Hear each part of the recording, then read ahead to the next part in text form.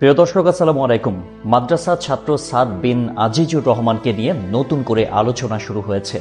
সবাই জানে মাত্র ৫০০ টাকার জন্য নিজের মাকে চিরতরে শেষ করে দিয়েছে সে।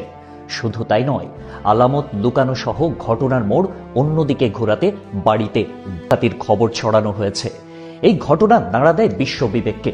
সবার ভেতরে কৌতূহল, মসজিদের ইমাম সাহেবের ছোট ছেলে মাদ্রাসা ছাত্র হাত খরচের টাকার জন্য নিজের মাকে দুনিয়া ছাড়া করল। এরপর ডিপ ফ্রিজে ভরে রাখলো। 2 দিন আগেও সাদকে সবাই মূল মাস্টারমাইন্ড হিসেবে জানত, কিন্তু প্রকৃত ঘটনা হলো সে এটার সাথে জড়িত নয়। এখন প্রশ্ন আসছে, তাহলে কে করল? এই কাজ করেছে মূলত সাদের বাড়ির 4 তলার ভাড়াটিয়া। তাদের অনৈতিক কাজের কথা জেনে যাওয়াতে তারা পরিকল্পিতভাবে এই ঘটনাটা ঘটায়।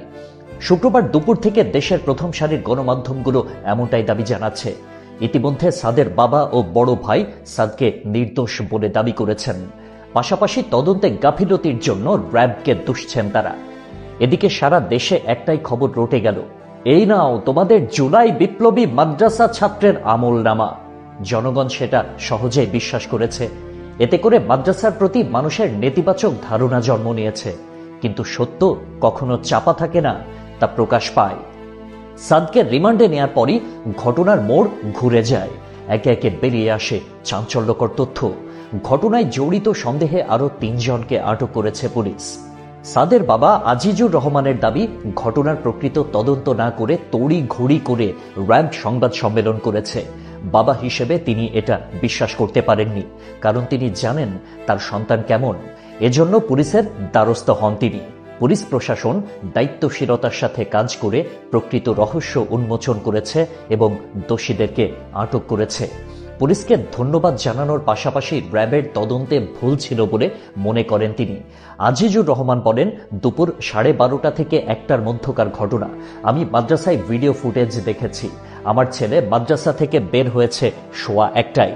এরপর মসজিদে গিয়ে জোহরের নামাজ আদায় করেছে। তারপর সে বাসায় এসেছে। মাদ্রাসায় ক্লাস নিয়েছে 6 জন শিক্ষক। প্রত্যেকে বলেছে সাদ তাদের ক্লাসে উপস্থিত ছিল। সে কোনো ক্রমেই 1:15টার আগে মাদ্রাসা থেকে বের হয়নি। এটা জানার পরে তিনি নিশ্চিত হন তার ছেলে এই ঘটনার সাথে জড়িত নেই। সাদের বাবা বলেন, ভাড়াটিয়ার সাথে সাদের মায়ের ঝগড়া হয়েছিল। প্রতিশোধ নিতেই তারা এই ঘটনা ঘটায়। ঘটনার দিন ভাড়াটিয়া ওই নারী বাসায় এসে গল্প শুরু করে। তখন সাদের মা তরকারি কুটছিলেন। এরপর ওপর থেকে 2 জন ছেলে নেমে এসে তার নাকে মুখে স্প্রে করে। এরপর তিনি অজ্ঞান হয়ে পড়লে তারা বাকি ঘটনা ঘটায়। সাদের বাবার সন্দেহ, তার স্ত্রীকে জীবিত অবস্থায় ডিপ ফ্রিজে রাখা হয়। এর পরের ঘটনা আপনারা সবাই জানেন। এখন সাদের বাবার একটাই দাবি, দোষীদের শাস্তি এবং ছেলের মুক্তি। এখন আপনারাই বলুন, সাদের ভেতরে কি ঝড়টাই না বয়ে চলেছে? সামাজিক মাধ্যমে সে তার মায়ের জন্য দোয়া চেয়ে পোস্ট করায় আমরা তাকে নিয়ে কত ট্রল করেছি, অথচ সে কিনা নির্দোষ ছিল। প্রিয় দর্শক, সাদকে আটক করে র্যাব যখন নিয়ে যাচ্ছিল তখন তার মলিন চেহারার ভেতরে ছিল না বলা অনেক কথা।